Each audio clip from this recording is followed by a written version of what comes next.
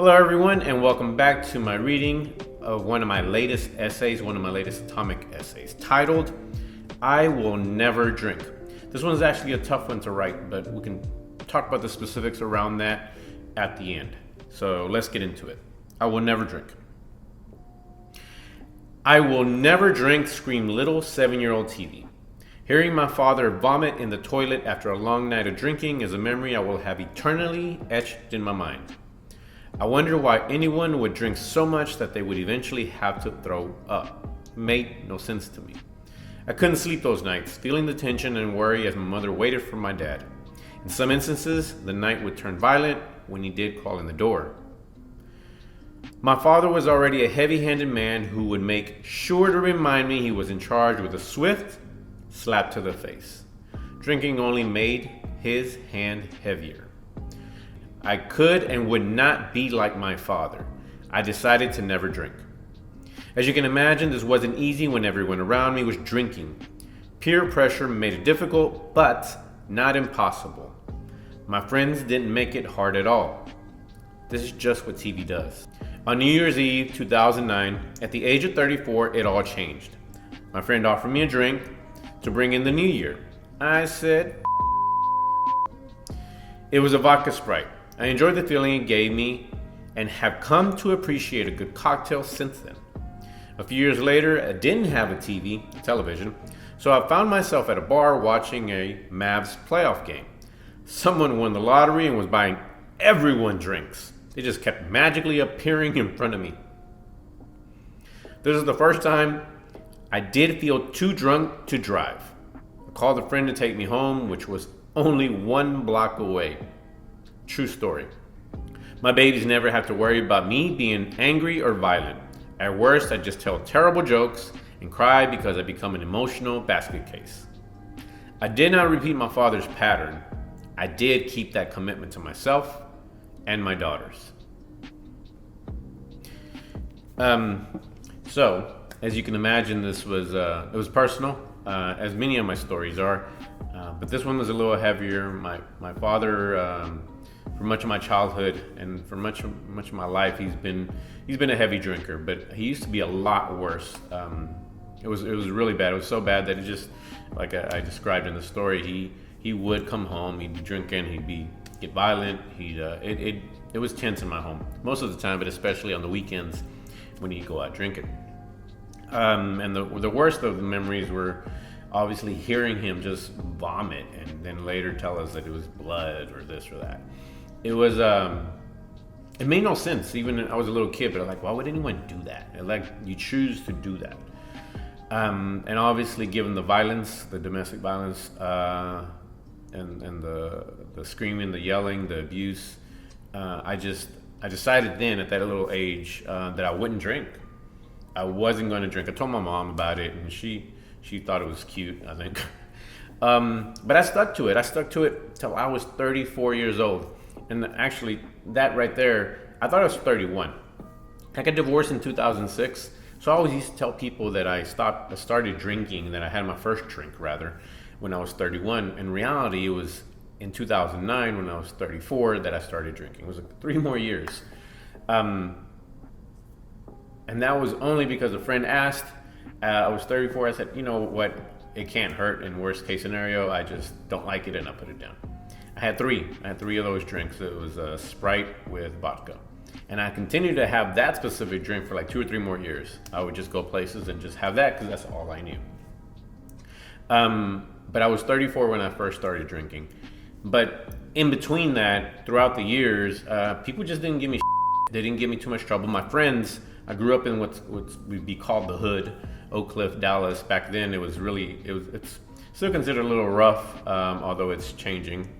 But it was much rougher back then. It was a lot of gangs, a lot of gang violence, and never mind that. It's just inside my own home and in my family, everyone drank. My oldest brother drank like a sailor. Is that thing? My uncles, everyone drank. It was just what you do. But I just chose not to. Even when I became older, I refused to do it.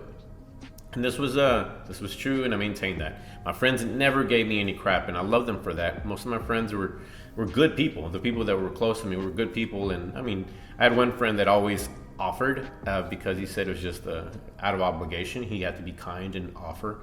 And I was always say no. And he's like, okay, cool. But it was never too difficult. And I think it's because ultimately it came to a point where it was just what I did. They accepted it. They didn't give me too much crap. And I love them for that. Even as I got older, it wasn't too difficult because I didn't even go to bars and clubs. It was not something I was interested in. Into my 20s, didn't care for it. Didn't even go to bars or clubs till after my divorce when I started exploring the world. So it wasn't that burden, that pressure of going out and then having more drinks, having drinks everywhere surrounding me and everyone drinking.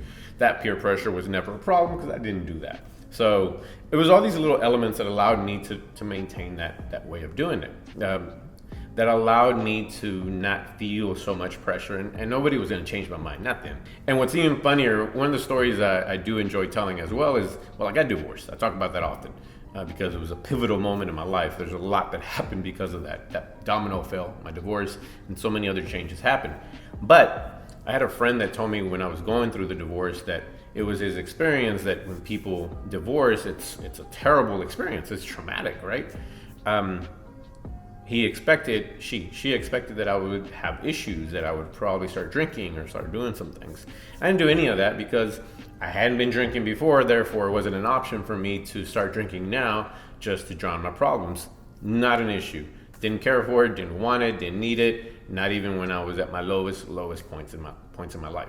It was but it was interesting to hear that obviously it's just something that people do, especially when things aren't going well. They reach for the bottle. But that wasn't the case for me. I do think that the fact that I started later in life helped me from becoming an alcoholic, because it's pretty prevalent in my family. But because I started so late, I think that may have helped condition my mind to be able to at least control it when I did pick it up. I've never gotten stupid drunk. I've never vomited. There's been moments when I had more to drink than I probably should have, but it's usually in the privacy of my own home. I don't like drinking too much outside of my home because it's, you have to drive, you have to think it through, right? But I think if I had started when I was much younger, I could have easily been like most of my family when they start drinking. And that's something that I think about because that addictive personality I have in other aspects of my life. That's the reason I do so many things, because I get into something and I get into it like hardcore. I want to know everything about it. I want to do everything around it. So much so, as an example, is that in the last few years, I've fancied myself to be a bit of a bartender. I enjoy making my friends cocktails. I've bought the glassware. I now buy like real cool ice, and I want to make them drinks and so they can enjoy the night and have something to relax them, right? But I went all in on that, and it's something that I'm actually very proud of. And if I think people, when they would see my stuff on social media where I'm making the cocktails and experimenting and doing all these things, and then they hear that I didn't start drinking till 34, then there's this bit of a shock, like how is that even possible given that I spend so much time and invest so much time into becoming a little bartender.